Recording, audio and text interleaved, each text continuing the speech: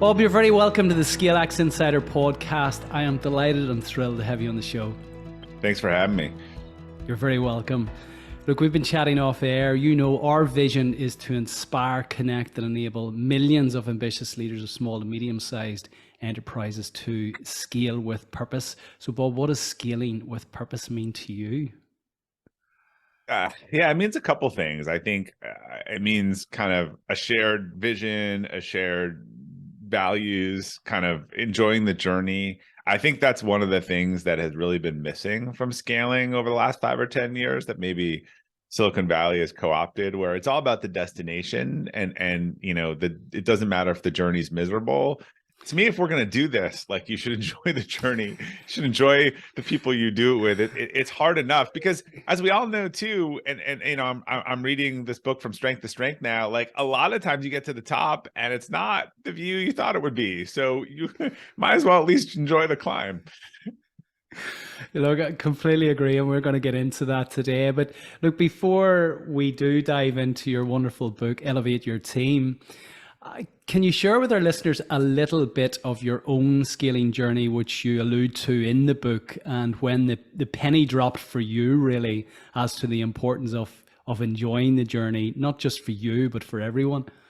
Yeah. So I started a company. I started a couple companies, but Acceleration Partners, which I'm still involved with today. It's almost 300 people globally. It's a partner and affiliate marketing agency, and we partnered with an investor a few years ago, but we grew for over 30% a year organically for over a decade. And yeah, at some point when I sort of looked around and what sort of business do we want to build, and when you grow and scale, you break a lot of things, but I didn't want people to be the thing that broke. I didn't want to be putting that capsule on Mars and having everyone die along the way. And so I began to think about, how do we grow by growing the people? And I think I want to work with these people, and I want to, we'll go through the war together. And we just thought about some things differently, and actually was struggling with a lot of these things after I'd written my first book, Elevate, and had sort of defined this process of capacity building about how you get better.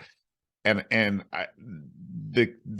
epiphany moment for me, which I talk about in the book, was realizing, oh, this is the same thing we need to do at work. We need to focus on making people better holistically, because if we're growing 30% a year, the job that they have today is not the job they have tomorrow. I do not believe that you are good at something outside of work or show up one way outside of work and inside of work. I think it is all one and the same. So what if we actually just focused on making people better?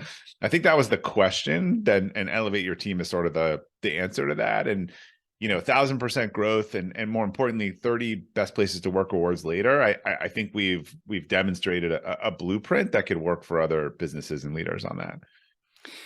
When did the penny drop for you that whilst you were scaling, and you guys were certainly scaling on steroids, yeah, that this wasn't necessarily working, that you were breaking the team in the process? Can you share a little bit of that? Because I would suspect that it will resonate with a lot of our listeners, so that they can be aware of the signs, and also we're going to get into a different way. Yeah, I think the penny dropped when you realize some of our superstars just stopped working, and some other people that weren't superstars started working really well. And for me, I'm someone who needs cause and effect or framework. I need to understand kind of why that was. And that was sort of where the rubber hit the road, where, like, why did this person go from a high performer to really struggling, and realizing that there were sort of these two parallel lines of a chart in the book. What does the business or the team need? And then what does this person have the capacity to deliver? And those can move in tandem, or they can, oscillate and be in opposition. Yeah. And sorry, you make a lot of mistakes by ignoring either one of those. Sometimes, and this is more towards the end of the book, you have worked with people to build their capacity, and you just can't miracle grow your way out of it, right? If you grow 100% a year for 2 to 3 years, and the top person, you had a bookkeeper who is now a controller, the chances of that person being ready to be a CFO are just not there, right? And that's you've done everything. What you have is a really fast growing controller who's going to kick and scream about not being the CFO, but you have to look objectively and say what we need is global tax experience, this person doesn't have any of that. They might have it in 2 to 3 years, but they don't have any of that. Yeah, just I'm smiling as you say that. That just resonates so strongly. And what really resonated when I read the book was the wonderful Zig Ziglar quote, you know, you don't build a business, you build people, and people build the business. So grabbing a quote from the start of your book, I'm holding up a copy of Elevate Your Team. For those on YouTube, you'll be able to see that. For the listeners, I've got one too. There so, we go. Yeah. I encourage you all to go out and grab a copy.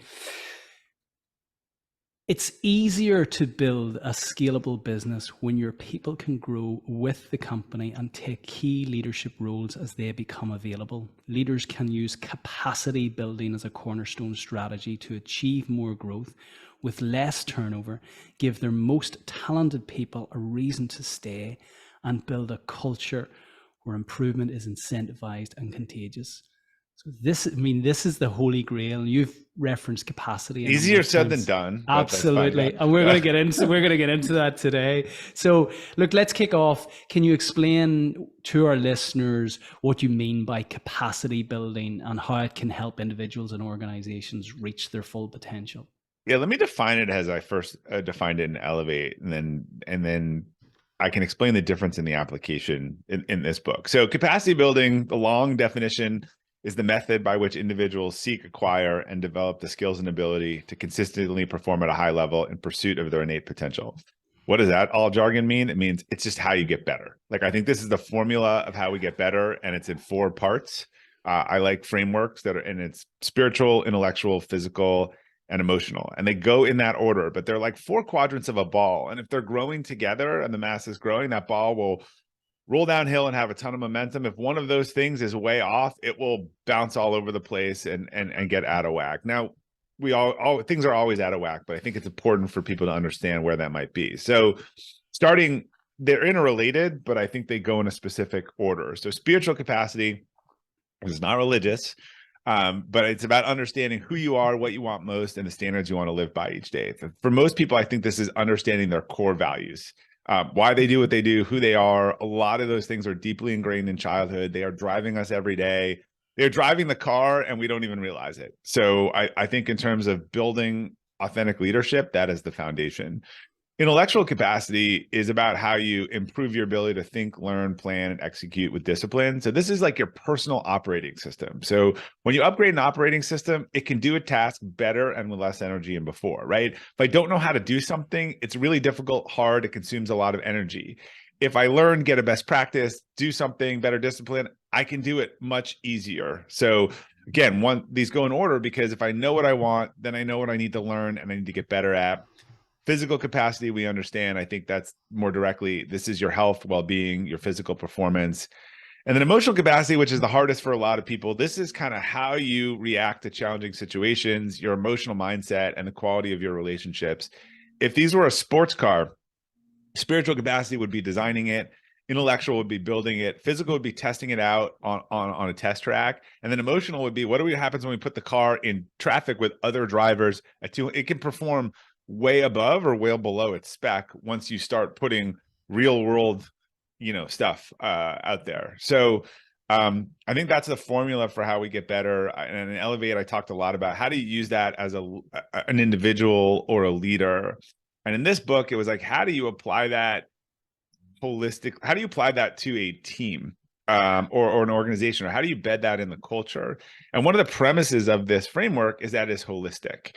So as people improve in these things inside of work, they improve outside of work and vice versa. We are not separate people in the office and outside of the office. In fact, for most of us, it's the same thing these days. It's turn on Zoom and I'm at work. Yeah. How important is that congruence between how we live personally versus how we show up at work? Because previously we would have arrived at work with a work mask on, and then that came off when we went back home. So again, I take the centrist role on a lot of things, which is I can make impassioned cases both ways here. You are your best self and your best leader when you are in congruence. This does not mean that we don't need some firewalls between work and personal life at some points. And you know, not that may sound insensitive, but the example that everyone understands is when they've sat down with their partner at the dinner table at one point and they're like, look, I just need you to leave work at work today. And so some days, like people at work need you to leave home at home today. So obviously, if there's something major going on, if you're living out of your values or otherwise, that's not going to work. And we all have one, but you know, sometimes like you just can't drag. You need some filter or some line. But being in a state of incongruence, I think in any aspect of it, fundamental incongruence is not a healthy long-term solution. No, completely agree. So look, let's dive into each of the four aspects a little bit Yeah. more. Spiritual capacity, you mentioned straight off the bat that, you know, this isn't religious, but certainly when you say this, people, and especially Yeah, this they part of the react world, this way. I tried 100 different terms and I couldn't come up with one. And I'm not a deeply religious person. So yeah. so how do you introduce this, and especially given the importance of getting traction early on, when this is the very first, you know, this is the foundational part of actually an holistic framework to develop and build capacity. So how do you introduce this, Bob? Yeah, I introduced it in that like the highest performers and the people who seem happiest and most engaged, you know, that I have met and come across are deeply self-aware about what they value, what they want. They're living in congruence. You know, what their values are, what they should do, what they should not do. You know, maybe they're clear on their why, their core purpose. And so like I just don't, I think if you're building a house, you should get the foundation right. And for me, like this is the foundation. And having done this work with people, having watched these like deep breakthroughs and revelations of like, holy crap, like this thing from my childhood is just been a driving force for me in my relationships and work or otherwise. So here's an example. A lot of times we've done the core value work. A lot of people have trust as a core value, like deep trust. And these people tend to have small circle of friends and it's hard to get in and it's easy to get out. And I will ask them, because I've seen this enough and having done the why work, there's a question like, hey, you know, was there I don't need to know what it is, but was there a violation of trust at some point early in your life or childhood? And they will often well up or turn ashen gray. And I just know the answer to the question. Well, here's what this looks like for this person as a leader. When someone on their team is 5 minutes late for a meeting, when they can't be found at 4 o'clock in the afternoon, when they kind of miss a deadline on a project, it strikes deep in primal feelings of this is someone who can't be trusted. And when we peel back, what most of these leaders have done is those people are in the penalty box, they're not getting out, and they've thrown away the key and they don't even know it. Once they actually realize how important trust is to them, they go back to their team and they use that as an asset. They say, look, I just want you to know as a leader, like I trust everyone deeply. However, once my trust is broken, it's really hard for me. It's really hard to come back for that. And here are the types of things that will kind of, you know, damage the trust circle with me. You come 5 minutes late to a meeting to me, my primary core value is find a better way and share it. And a lot of what I do, that's my why, is around that. You come 5 minutes late to the meeting and you burst in with a better idea, like I have no problem with that. You tell me you were off doing something and come back with like a solution to it. Like we all operate differently. So if you want to be a level 4, level 5 leader, as Jim Collins sort of defined it, like a transcendent leader who makes others better otherwise, you can only do that from a foundation of authenticity and self-awareness about what you value, what you like, and otherwise. And it's not the same for every person. The way I lead and the things that are important to me are totally different than the next person. There are leadership best practices around communication, how you treat people, all of these things, right? But there's a foundation that's different for me than it is for other people. And when you start seeing that, you realize you're just going to build a shitty house if you don't get the foundation right. Do you screen for this during the interview process in order to I suppose let people in the first instance? Is this something where you find is so critically important to your scaling ambition that ultimately you want people who show up knowing who they are and having answered that existential Yeah. question and where they want to go, what they want out of life? I mean, most people haven't done this work, nor they've been exposed to it. I've always said, so two questions. There's not a right or a wrong answer. And a lot of these things that develop what you're good at, I actually caution people not to use these as screeners because there's not a good or a bad. Right. I have always said for years that if you could blood test a candidate for one thing and you would get a result and you know what it is, right? And you could say, this, I would do it for self-awareness because I think that is the foundation of people who understand themselves, are willing to learn, open, like that is just someone who's going to want to do this work. But if you walk in any party anywhere and you ask people, what are your core values or core, 1 out of 100 will answer it. Like, so we don't screen for, again, to me, we do a lot of these kind of testing or kind of strength or in a personality things. I hate to call them that because I don't believe in them. I don't even believe in the science necessarily. I think they definitely show patterns of how you operate, how you communicate. Otherwise, there's not a right or a wrong. The goal is for you to understand yours and for other people and to communicate with other people so you understand where we have. I mean, one of them that we do is called the why kind of diagnostic that we do with a lot of our leaders. Like when people are locked in like at horns in a meeting, like I can almost tell you exactly what it is based on knowing their disc styles, their whys, like why they are. And if they know that, then I actually it just improves the communication flow and everything around that. Yeah, I found that in our previous business and when I worked with my current business partner Claire, and we did the Herman Holbrain profiling. It was an absolute revelation to me at the time. I couldn't understand why whenever I presented something that I thought was absolutely right. I'm blue brain, so analytical, rational, logical. Claire, red brained, very emotional, highly people centric, and a real champion of others. And she wants to feel where we're going, where I can present it in a spreadsheet.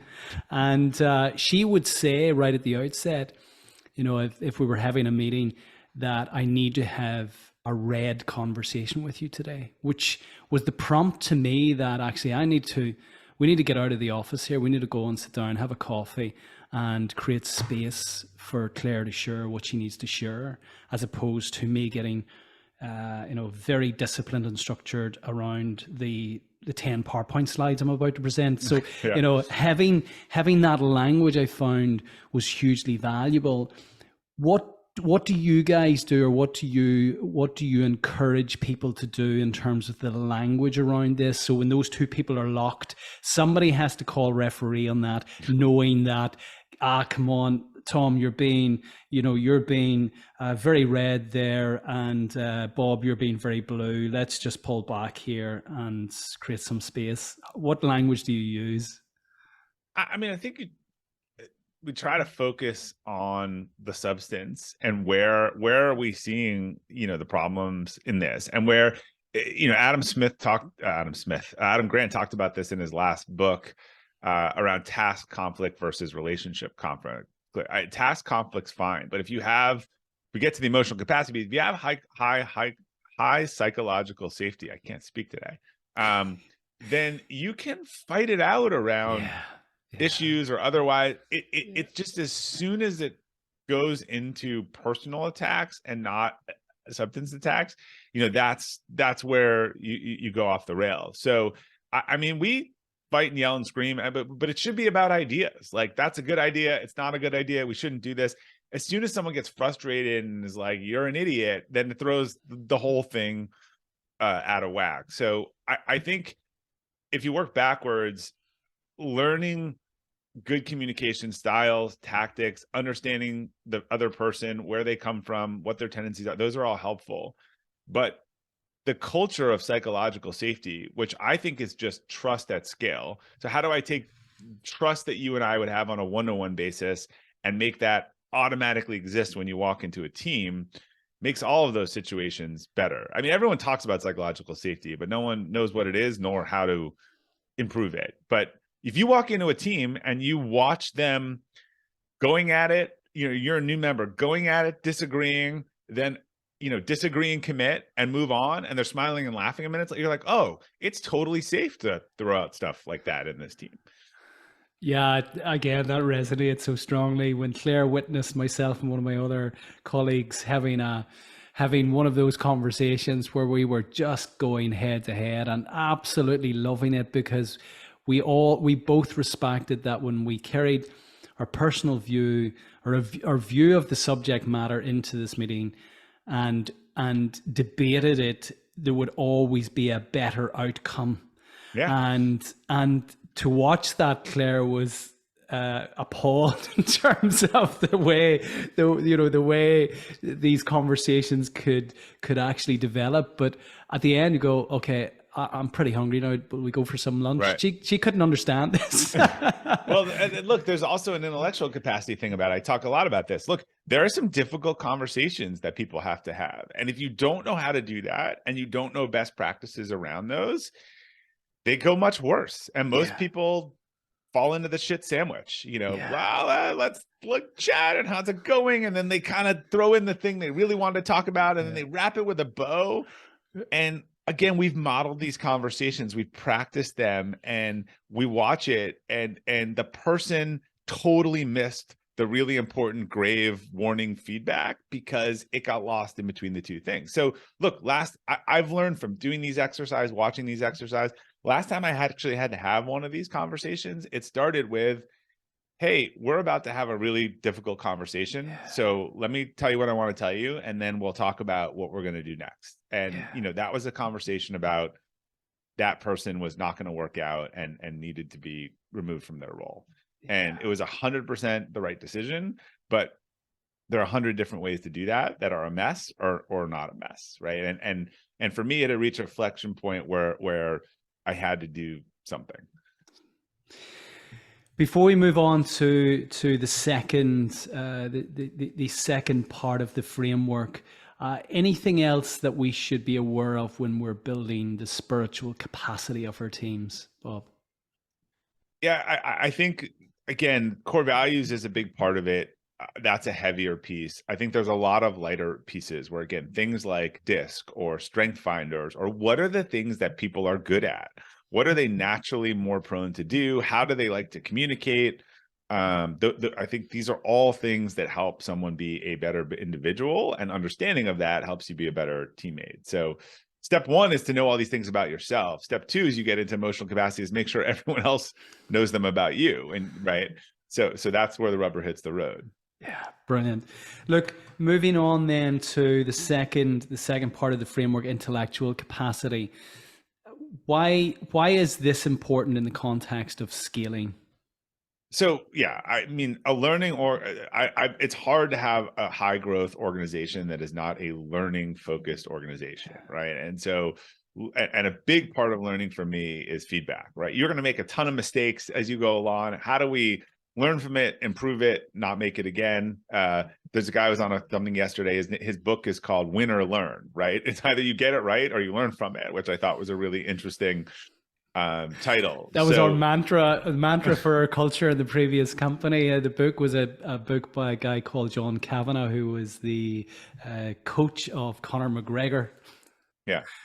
So in high intellectual capacity environment, ChatGPT comes out and everyone doesn't stare scared in the headlights. They set up a task force. They're like, how do we use this? How do we save time and money and have it do the things that we don't want to, do anymore? So to me, that is a culture that focuses on best practices, good behaviors. And this extends to things like, what does a good morning routine look like? How do we shut down at night? How do we put down our cell phone? Like, this is all about sort of what are holistic best practices that make you a higher performer. We learned, like, setting the goal setting process inside an organization, best practice is the same thing you would do to set individual personal goals. We talk about both. We help people set that, because then they say, oh, I take a 3-year goal, I deconstruct it to 1-year goals, I pick quarterly things, I do these things, and then it happens. Well, now I kind of believe in this, like big hairy goals that we're chasing as a team. I saw this happen, right? Yeah, again, completely resonates. So, I mean, you've been exploring this for years. Can you share can you share with the listeners what your practice looks like in terms of, your daily practice for building and undergirding your intellectual capacity? Yeah, so I think if I just focus on two pieces, learning, we are constantly doing debriefs or podcasts or, a sprint group on this, or go take any class and we'll reimburse part of it, or kind of come back and share something new with the team. Again, just fostering a culture of learning and improvement. On the feedback side, we really try to live by a rule. I try to live by a rule I heard years ago, kind of 72 hours or forget it, right? If feedback is about getting better, sitting on feedback and dumping on someone 3 months later at their annual review, like, feels like targeting, right? I did this week. Like, I had to give someone feedback about something outside of work. I did it quickly in the moment when it was relevant. But we follow this framework, kind of situation, behavior, outcome. The biggest problem at companies is they don't know how to give feedback and they don't know how to get feedback. So you have to kind of teach this. Like, look, it's got to be depersonalized. We do not criticize people's characteristics or who they are, or tell them they are not strategic or not smart or otherwise. We talk about work that wasn't strategic, a decision that wasn't smart given all of the facts. What was the situation, what was the behavior, and what was the outcome, and why was the outcome bad for that person, and by changing their approach they'll have a better outcome next time. And then we make sure that when people, there's places to give feedback, and when someone calls the CEO of the company and says, here are all the things you're doing wrong, they say thank you, and they listen, and they don't start preparing their defense, because they realize that as soon as they show that they are defensive, that is the last time they will get that feedback directly, and people will just tell it to everyone else on the team, and not them. So these aren't things that, particularly if you've been in cultures where they demonstrate unhealthy behaviors and manifestation, these aren't things that people necessarily know naturally and do naturally. And I don't think you can have a learning culture without one that gets really good at regular feedback. Yeah, this aligns with Kim Scott's work. I had Kim Yeah, on the totally. podcast Yeah. a number of episodes ago, and she talks about caring personally but challenging directly. And on that note, I'm keen to understand how you have built that culture of psychological safety in terms of, inviting feedback and ensuring that actually the feedback you're getting is the truth and not somebody trying to second guess what Bob wants to hear. In the risk of actually not getting the next promotion. So, for the leaders listening, how do they ensure they surround themselves with truth tellers and go about inviting feedback? Well, so first of all, the leaders 100% model this, and whatever they do will roll down. So Yeah. I think there's two pieces to this that around, and there's how open are you to feedback, and goes to something called the Johari window. How open are you to feedback, and how vulnerable are you? Because when you're vulnerable, you're sharing yourself, and when you're open to feedback, you're getting feedback around the stuff that you might not know. There's a concept, front of shirt, back of shirt. Like, we all know the front of shirt stuff, but what is on the back of our shirt that everyone else could tell us, but that we're not seeing? So there are lots of different ways to do this. I talk in the book around, there's just small ways. And when you start off a meeting, having it, hey, how's it going? How was your weekend? I did that to someone this week, and I knew about a custody issue that they were dealing with. And you know what? That's what they wanted to talk about for 10 minutes. And so rather than jumping into the transactional element of the meeting, that's what we talked about. I think sharing highs and lows, sharing, starting a meeting, hey, what was a personal high last week? What was a professional high? We've started quarterly meetings with, what's something I totally screwed up last quarter that I'd like over.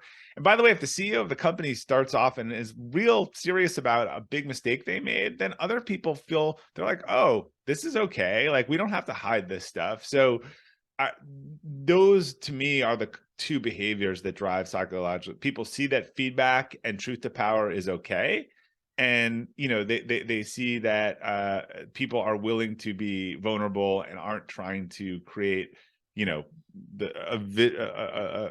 perception of perfection out there. Yeah. Moving on to the third element, then building physical capacity. It strikes me, you're a fit guy. I've always believed that in order to be mentally I'm glad fit I'm and glad my filter makes me look that way. in order to be, to show up in an appropriate way at work, it requires a level of physical fitness, and physical fitness undergirds mental fitness. I'm curious to understand how you approach this in the workplace, where you have people who may say, look, my physical capacity, my physical fitness is my business. This is where, I have a boundary, let's say, and you're now crossing it.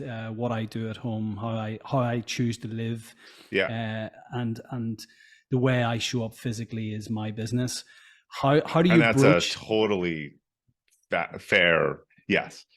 So Yeah. yeah. So share with the listeners the physical capacity element and Yeah. how, because I completely agree with this, by the way. And Yeah, it's not like, look, if I am a unhealthy eating, binge drinking, not sleeping person, it is not like I am going to wake up and be tip top, super sharp at work the next day, right?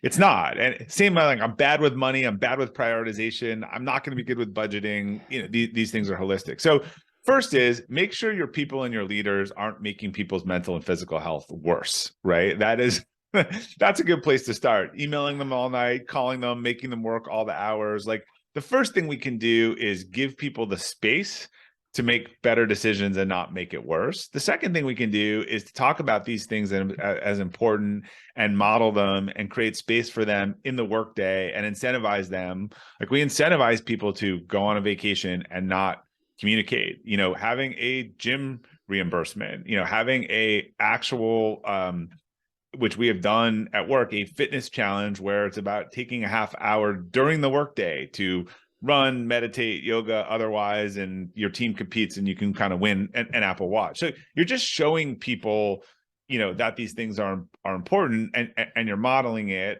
Obviously, you can't tell people what to do. You can't tell them how to eat, but you could talk about how 90% of high performers have morning routines and what these good morning routines look like and what an unhealthy morning routine looks like and a difference that it can make in your life. And they can see that leaders are doing that and might want to try that for themselves. So in a weird, ironic twist, the first thing to do is not be the problem, the way that your culture runs.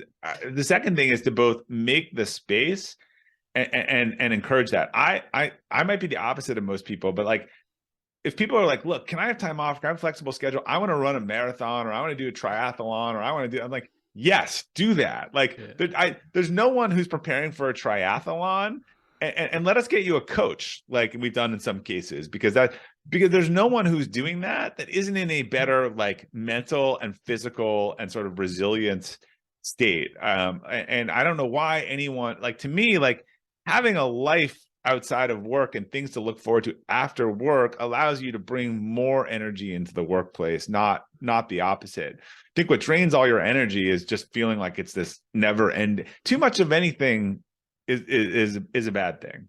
yeah, we were chatting off air.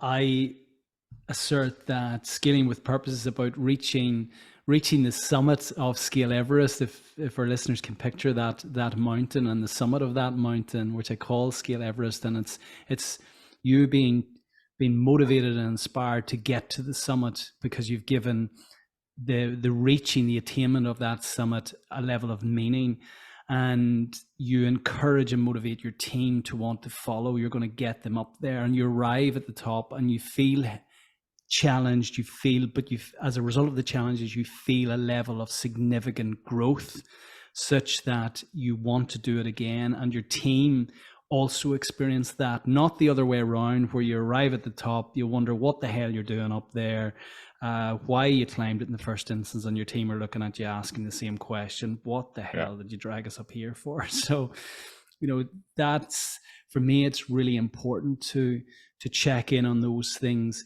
The reason why you want to summit it in the first instance, obviously, on the spiritual side, the intellectual capacity in terms of ensuring that you undergird your your daily routine with practices which are supporting you Right. to get there, and on the That physical you side know of what good things. hiking looks like, right? Exactly that. Yeah. Exactly that. What strikes me in this, I really love this framework. How do you ensure equity within it in terms of what you've just said? So if you support somebody with a triathlon coach, but somebody sitting across the table who says, "Well, I don't do triathlons, but they're getting a coach, and Yeah. this isn't fair." How do you support this with systems that support equity in the framework? Yeah, look, the answer sometimes is similar to what you would give to kids, my kids, which is like, look, sometimes people need different things and not everything's fair at the same time. In Yeah. fact, there's a lot of discussion about the difference between equity and equality.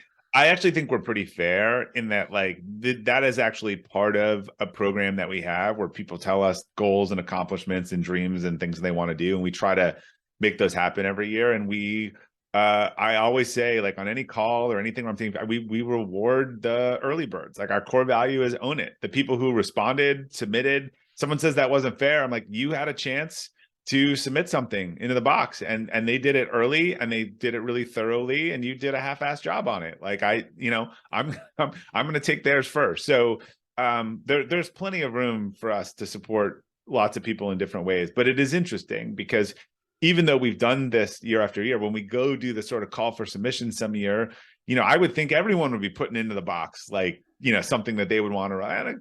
3/4 of the people don't do it, or they do a half-assed job of it, or whatever. We're pretty honest about, like, again, our core values is own it, and the person who wants to dive into that, I would love to help as many people as possible, but I can't help you with something where you haven't told me willing to step up and say, hey, this is something I really want to do, or this is a wish or a dream or otherwise.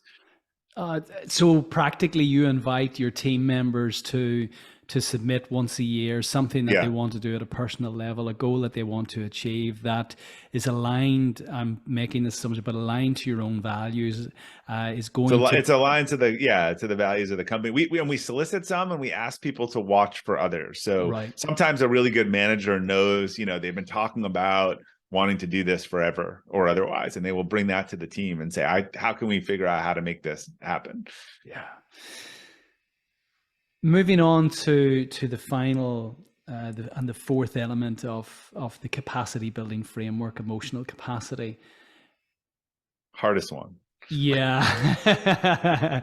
So share with the listeners what you mean by that. I've just come off an interview where we were discussing the importance of leaders developing their emotional vocabulary, because often we have about 5 words to describe our emotions, and the reality is there's more than 30,000. So share with the listeners what you mean by building emotional capacity, Bob. Yeah, so I think, again, in a team standpoint, there's a couple things that might be different from an individual. So if an individual is focused on, things that they control in their relationships, again, team, psychological safety, relationships, and again, a team or cultural orientation on what we control. So let me share a story on this from the book. We're a services firm. We partner with different technology firms. We have no economic alignment to that, but we go after the same customers, right? They have different platforms, and we service the platforms. One of those companies in our industry, we were doing a ton of business with. They had developed a 4-person agency team. They were coming and meeting with us. They were taking feedback on the pricing. They were doing things that the client really wanted. And so we were doing a lot of business with them. Another partner was very frustrated by that. And when they'd say to us, how do we do business with you? We'd say, look, this is the pricing. They have an agency team. The message is really clear. You guys sell some services too, and sometimes your team's competing against us. So, like, this is actually how we could work together better. A year or so later at a conference in London, someone comes up to someone on our team, and they said, from that company, and said, we know for a fact that you are taking kickbacks from that other company, and that's why you're doing so much business with them. And we had actually had a very open stand on that there should be no kickbacks in our industry, and everyone should work for our clients, and they should not take any money back. And we've never taken a dollar, or people have offered it us or things, and we've never taken it. In fact, I was like, I will offer $1 million if you have proof of us, doing that. But this actually had circulated amongst pretty deeply amongst the whole team there. So someone in that organization, rather than dealing with their shortcomings of the product and service, decided to invent an external reason that we were not doing business with them. And this is a thought process that becomes cultural in an organization. I always give this example and everyone's laughs, but I've seen it again at these different tech companies with the sales team. We introduce them to a lead, they blow the lead and they call us and they're like, what happened? And we're like, what happened? Like, I don't know. Like and it turns out one of them, they were so pissed that another person got it. It turns out their rep overpriced the deal by like 3x because he was behind quota at the end of a quarter. But they came looking to us for why didn't they get the deal. So I've seen so many sales teams, they never lost the deal. It was never their fault, right? Versus a culture that says, look, we're not going to talk about that. What did we do wrong? What can we do better? We're actually going to call the client and ask them the mistakes we made, and we're just going to listen. I had someone call me once to do a post hoc, why didn't you go with us call? And so I gave them the honest feedback and they argued with me about I was like, I'm not doing this. Like, like I don't need to. And then they sent me like a fruit basket, and I was like, I don't even want to do this. I feel worse about you now than when I didn't pick you before. Yeah. How dare you? Your feedback is wrong. Yeah, exactly. So I think if you look at companies that don't have an orientation or cultural orientation, that we look inward around problem solving, we look inward around failure and how we can improve and how we can do it better. And they just don't allow people to create narratives that are made up, or blame the competitor for losing the sale, or blame the partner who introduced you to the client in the first place, who now is really annoyed that you're bothering them about a lead that they gave you. So to me, that's the sign of a really emotionally intelligent culture and organization. Yeah. Something that struck me as you're speaking, and certainly as I was reading the book, is the importance of embedding or encouraging vulnerability, modeling vulnerability at a leadership level within the organization. And I was struck by the one last talk concept, which you introduced in the book from Philip McKernan. Can you share the one last talk concept with our listeners and the and right, how you go right to the important it is? Irish guy, huh? Yeah. So let me just say for disclaimer that one last talk is like a 303 class exercise, not a 101 exercise. But and I think a lot of companies would be best to start with some of the things that we talked about earlier around into conversations. But we had already had employees at our annual summit give TED Talks that were pretty personal and about things that went on in their lives or otherwise. And I heard about Philip's initiative, One Last Talk, which is kind of, and if you ever worked with Philip, he doesn't let you get away with, here are the 3 tips to a successful life. Like, this is I got one speech to live before exit right in a day. Like, what would I tell people? And so we were like, what if we brought our theme was one of our core values for that annual retreat, and what if we embrace relationships? Like, what if we tried this? And I thought no one would be interested, but we said, look, we're going to bring in Philip. He's going to coach 4 people. We actually had 8 volunteer. The final 4 were coached and gave presentations that were just deeply personal, emotional, things that they hadn't talked about ever before, things that they had talked about certainly in the workplace. One about coming out, in a point in the workplace and what that meant to him. Another around a genetic disorder that their family had, that they sort of lived in fear of getting, and how that drove them every day. Another one who left home at kind of 14 years old. And there wasn't a dry eye, I think, in the room after these stories. I mean, you could have heard a pin drop. It was like we had paid 50 grand for some world-renowned speaker to come in. But that wasn't even the direct effect, was just how safe and welcome and sort of supported I think those people felt, impacted. It just opened this floodgates of sharing over the next couple of days, and real personal discussions with people that had worked together forever and didn't even realize they had certain things in common or similar traumas or otherwise.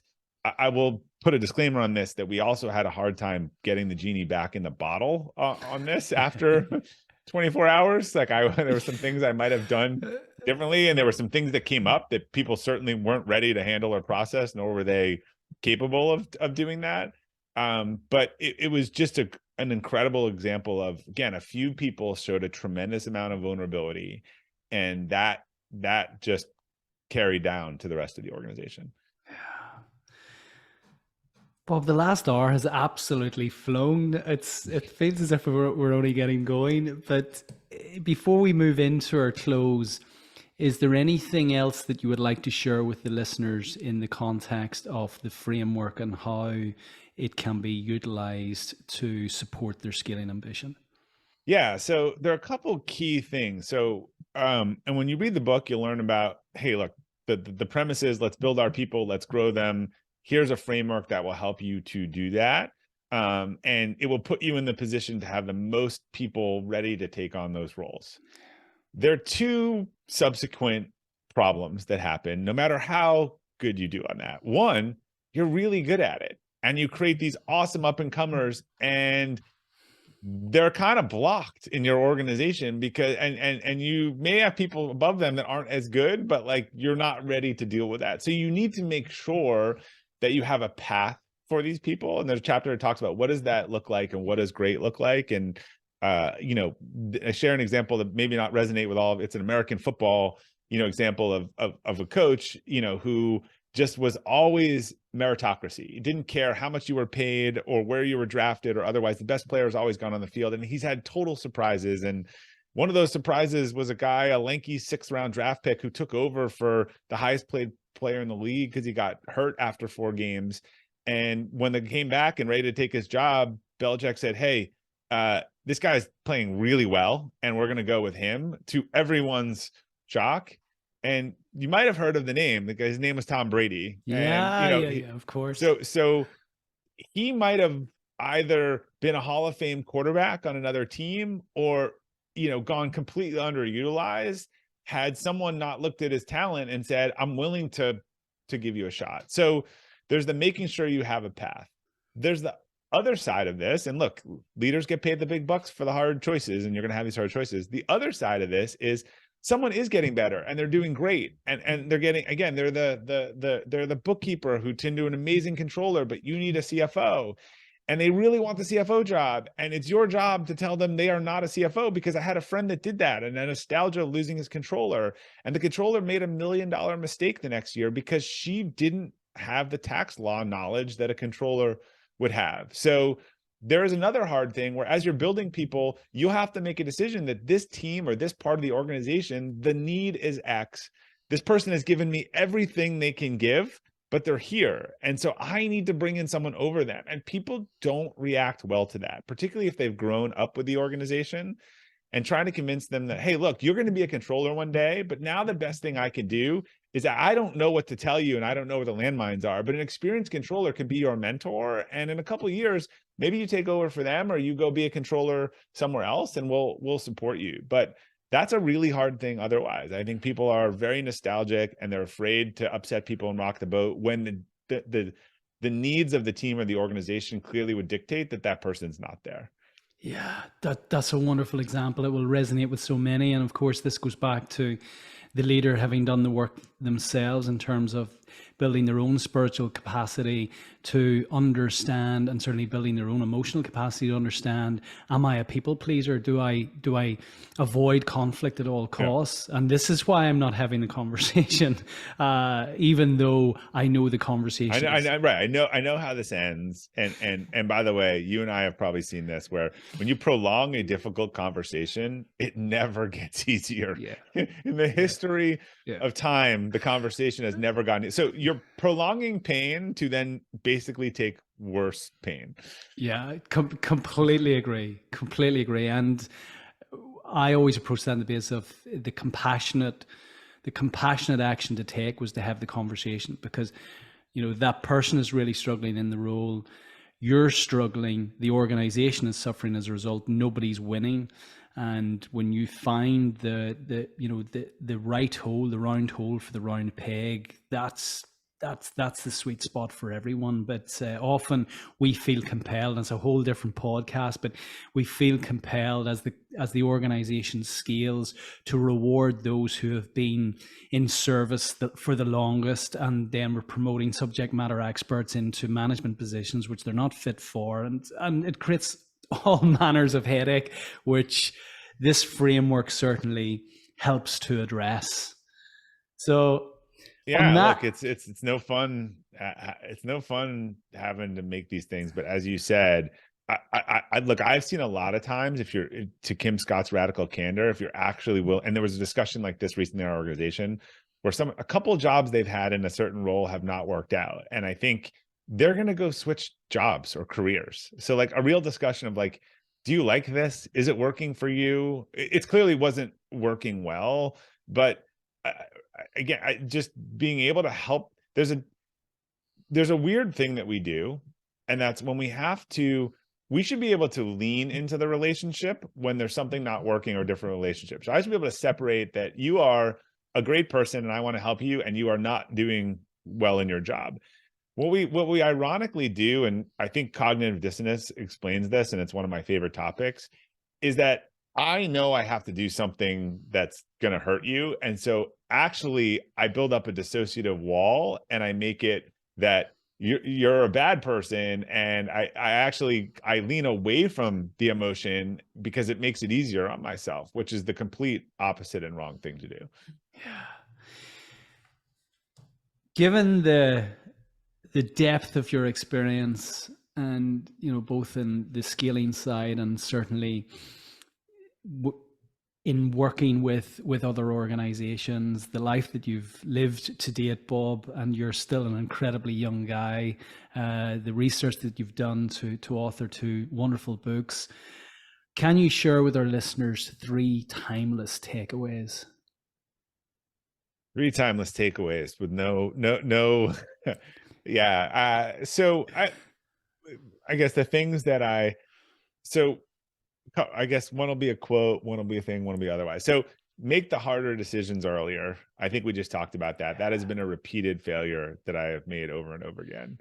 I would say to people earlier in their career, focus on learning and working for great leaders over the title or the job or $2,000 it just doesn't matter. I see people switch a lot when the people that I've seen, you will be underpaid and underappreciated until you're 30. Like it just will. And then but the biggest difference happens between, I think, the experiences you get and the teams you were on and the people to then really kind of lean into that. If you chase the wrong things early on, you really miss out on being in great situation, learning the right thing.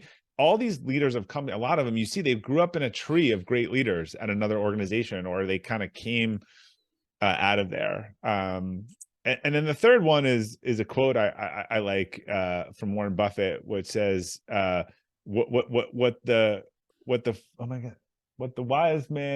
fool does in the beginning, what the wise man does in the beginning, the fool does at the end, right? And I think that's described like everything in the last couple of years, where you have a trend and then it takes off, and then the venture, and they just overfund the hell out of it. And, by the time everyone's doing it, no one's making money on it. And unfortunately, I think things just move quickly. So I think be careful when it looks like everyone has the same answer and everyone is in on the same thing. Because it's probably, if I think about everything, whether it's Bitcoin or other, like as soon as it was everywhere, that was like 1 meter before the fall. Sage advice, and it aligns so perfectly with the challenges of scaling, because actually less than 1% of small to medium-sized enterprises are actually doing it. So there's a great chance that the network that you're currently in will not support or not be doing those things which actually will undergird and provide the support for your scaling journey. So everything you hear on this podcast is in contrast likely to the things that you're currently doing, or certainly others that in your network are currently doing. And it takes a huge amount of courage to actually do something different, which resonates strongly with the actual Warren Buffett quotes. So Bob, look, I've really enjoyed the last hour. What's next for you? I'm still doing what I'm doing. I'm spending time talking to people like you about the new book, really trying to spread this message of how to build and grow differently, growing my podcast, working on my next book, and still growing my company. So I've got my hands full and trying to run around and do cool stuff with my kids.